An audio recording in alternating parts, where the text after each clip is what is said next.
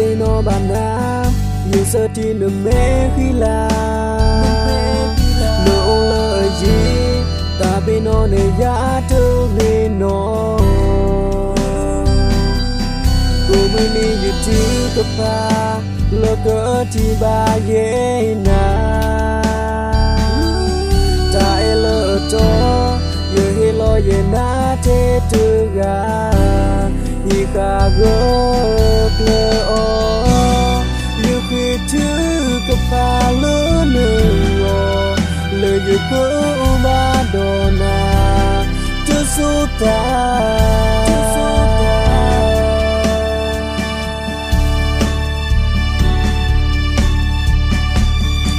so y như khu chớ ye na kể lệ đồ na thứ ta tí thứ ba ta có thể cô ô ba sa cô khó lâu ye đồ na từ số ta cần lệ đồ na từ số ta cần trốn đồ na từ mê ba ô gì lô cơ pha như trên đi bờ cơ thì lô kịp bờ ta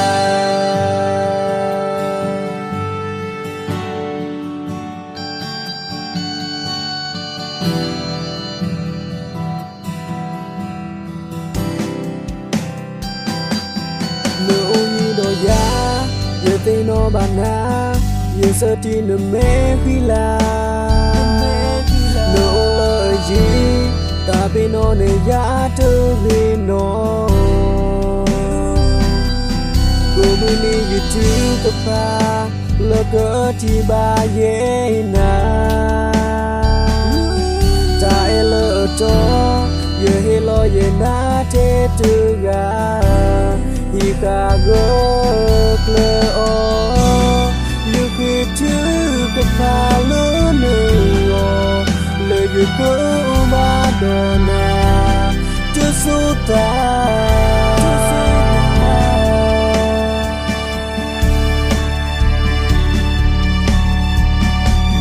chưa số y như khu chớ ye na kể lệ đồ na thứ ta tí thứ ba ta có thể cô ô ba sa cô khó lâu ye đồ na từ số ta cần lên đồ na từ số ta cần trốn đồ na rồi mê ba ô gì lô cơ pha như trên đi bờ cơ thì lô kịp bờ ta